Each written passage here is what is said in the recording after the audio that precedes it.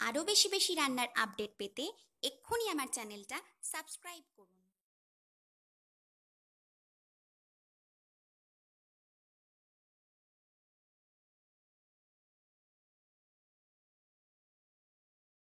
Hello friends, welcome to Chandrima's world. Chandrima's ওয়ার্ল্ডে তোমাদের সবাইকে স্বাগত।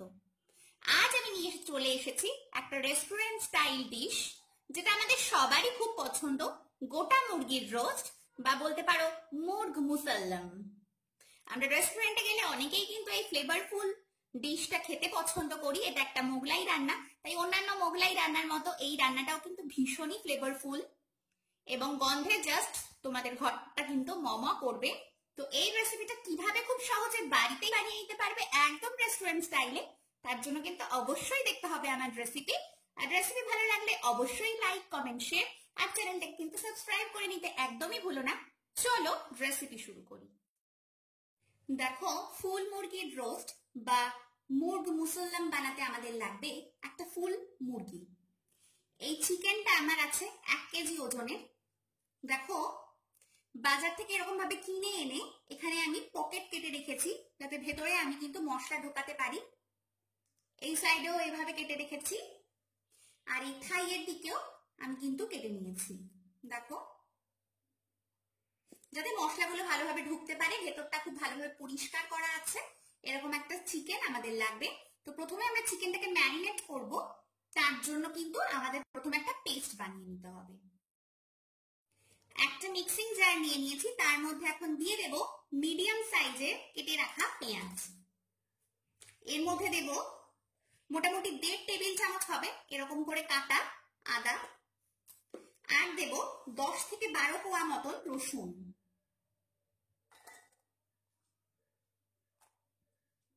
দিয়ে দিয়েছি। এবার এর মধ্যে আমরা দেব 2 রকম বাদাম। এটা আমি নিয়েছি আমন্ড, আমন্ডের খোসাটা ছাড়িয়ে নিয়েছি। আছে কাজু বাদাম, আর আমি নিয়েছি কিশমিশ। এখানে আমি 7-8টা করে কাজু আর আমন্ড নিয়েছি, আর কিশমিশ নিয়েছি 1 টেবিল চামচ, সেটাও আমি এর মধ্যে দিয়ে দিচ্ছি।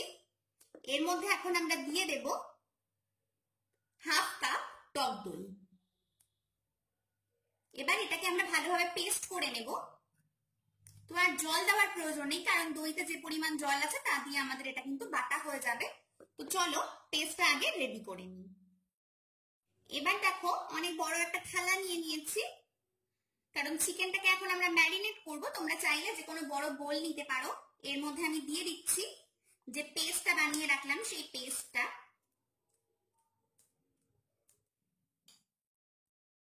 এর মধ্যে দিয়ে দেব নুন, খুব বেশি এখন দেব না, এখন সামান্য একটু নুন আমি দিচ্ছি। এরপর আমি বুঝে দেব। এখানে যে শাহি গরম মশলা, এটা আছে বিরিয়ানি মশলা, জিরে গুঁড়ো আর লঙ্কার গুঁড়ো। এই 4টে মশলা আমি একসাথে দিয়ে দেবো। প্রত্যেকটা মশলায় কিন্তু 1 টেবিল চামচ করে আছে। দিয়ে দিলাম। এবার আমি এর মধ্যে দিয়ে দেব সাদা তেল। সাদা তেল দিয়ে দিচ্ছি 2 টেবিল চামচ মতন। ভালো করে আগে পেস্টের সাথে মশলাগুলোকে মিশিয়ে দেব। দেখতেই পাচ্ছ,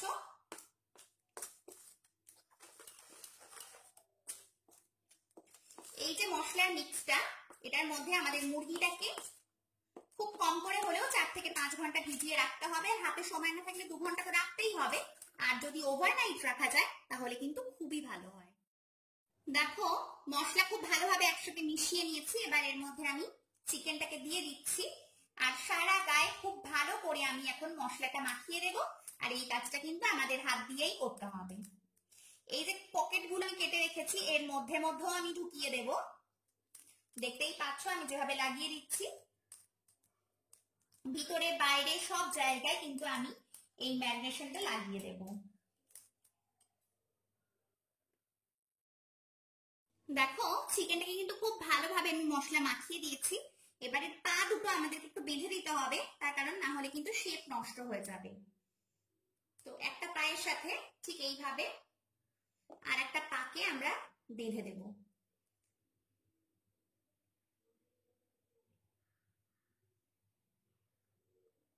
দেখতেই পাচ্ছ। এটা করার এই কারণটাই যাতে এর শেপ নষ্ট না হয়।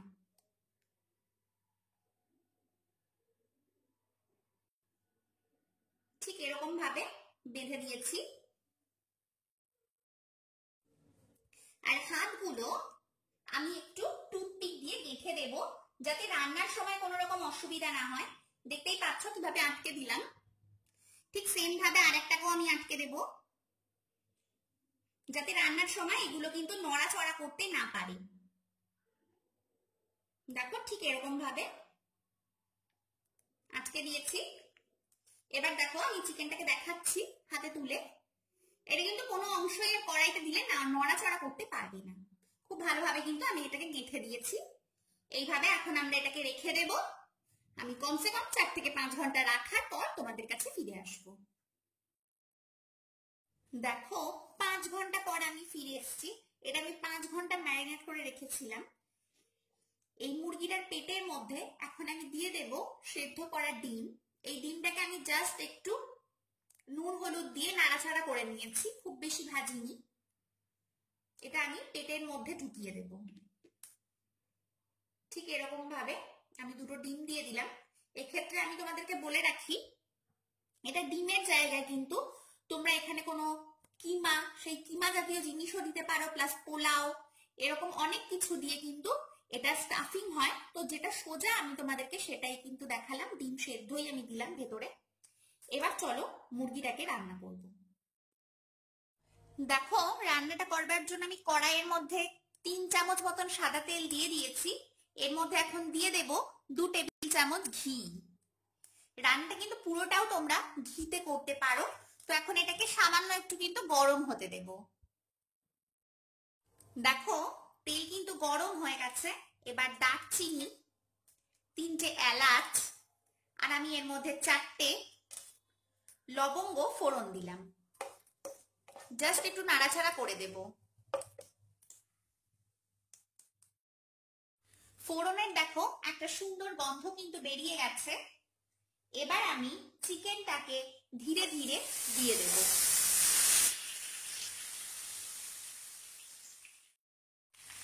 দেখতেই পাচ্ছ দিয়ে দিয়েছি। এবার প্রত্যেকটা সাইড 3 থেকে 4 মিনিট সময় নিয়ে আমাদের আগে একটু ফ্রাই করে নিতে হবে। তো এক পিঠ ভাজা হয়ে গেলে আমি কিন্তু আর একটা পিঠ উল্টে দেব। দেখো একটা দিক হালকা করে আমি 3 মিনিট মতন ভেজে নেওয়ার পর দেখতেই পাচ্ছ উল্টে নিয়েছি। তো এবার আমরা উল্টো পিঠটাকেও সেম ভাবে কিন্তু ফ্রাই করে নেব। খুব বেশি সময় নয়, 2 থেকে 3 মিনিট সময় পর্যন্ত ফ্রাই করলেই হবে। আবারও আমি এটাকে উল্টে দিয়েছি। দেখতেই পাচ্ছ এই পিঠটাও কিন্তু আমার সুন্দর ফ্রাই হয়ে গেছে। এবার আমি বাকি গ্রেভিটা এর মধ্যে দিয়ে দেব। দেখো যে গ্রেভিটা আমার এক্সট্রা ছিল, অর্থাৎ মাংসের গায়ে যেগুলো লেগে থাকেনি, সেগুলো আমি দিয়ে দিলাম। আর এরপর পরই ওই পাত্রটাকে ধুয়েই আমি সামান্য একটু কিন্তু এর মধ্যে জল দিয়ে দিলাম। খুব বেশি নয়, হাফ কাপের মতো জল দিয়েছি। দিয়ে এবার আমি একটু ভালোভাবে মিশিয়ে দেব। ঠিক এরকম ভাবে দেখো মিশিয়ে দিচ্ছি। এবার এটাকে আমরা চাপা দিয়ে দেব আর 10 থেকে 15 মিনিটের জন্য একটুখানি হতে দেব। গ্যাসটা কিন্তু আমাদের মধ্যম উষ্ণতায় রাখতে হবে। আর 10-15 মিনিট চাপা দিয়ে কুক করে নেব। দেখো চাপা দিয়ে দিচ্ছি আর এইভাবে 15 মিনিট পর ফিরে আসছি। 10 থেকে 15 মিনিট পর ঢাকাটা খুলে দিয়েছি। এবার আমি প্রথমে একটু নুন দিয়েছিলাম আর বাকি নুনটা আমি এখন এখানে দিয়ে দিচ্ছি।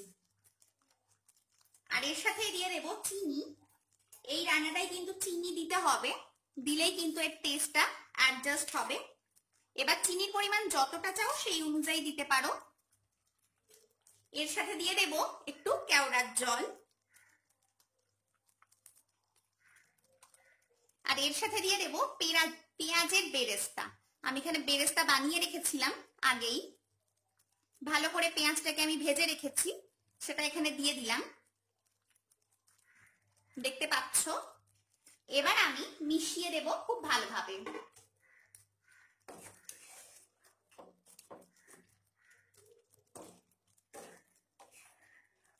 এতেই একটা খুব সুন্দর শাহি ফ্লেভার আসবে। এবং যেটা মোগলাই খাবারের কিন্তু একটা বিশেষত্ব, দেখতেই পাচ্ছ। এবার কিন্তু আমাদের আর বিশেষ কিছু করার নেই, চিকেনটাকে খুব ভালোভাবে আমাদের এখন সেদ্ধ করে নিতে হবে। তো তার জন্য আমি এটাকে আবারও চাপা দিয়ে দেবো এবং 20 থেকে 25 মিনিট এ পাশ একবার হয়ে গেলে তারপর আবার দ্বিতীয় পাশ করে এটাকে আমরা চাপা দিয়ে নাড়াচাড়া করতে করতে সেদ্ধ করে নেব। দেখো 30 মিনিট সময় হয়ে গেছে, আমার চিকেনটা কিন্তু খুব ভালোভাবে কুক হয়ে গেছে, একদম ভেতর থেকে সেদ্ধ হয়ে গেছে। এই সময় আমি কটা কাঁচা লঙ্কা এর মধ্যে দিয়ে দিচ্ছি, 2-3টে দিচ্ছি, দিয়ে একটু ভালো করে মিশিয়ে নিচ্ছি। দেখতেই পাচ্ছ তেলটাও কিন্তু সুন্দরভাবে ওপরের দিকে উঠে এসছে। আমাদের এখানেই কিন্তু রান্নাটা রেডি এবং একটা অসম্ভব সুন্দর গন্ধ বেরোচ্ছে। চলো এটাকে এখন আমরা সার্ভ করে দিই। দেখো এই অসাধারণ স্বাদের মুগ মুসাল্লাম আমি কিন্তু প্লেটে সার্ভ করে দিয়েছি। দেখতেই পাচ্ছ কতটা লোভনীয় এটা দেখতে লাগছে। তো আমাদের সবারই কিন্তু এই রেসিপিটা খুবই পছন্দের একটা রেসিপি। তো প্লিজ রেসিপিটা বাড়িতে ট্রাই করো আর আমাকে জানিও যে আমার রেসিপি তোমাদের ঠিক কেমন লাগলো।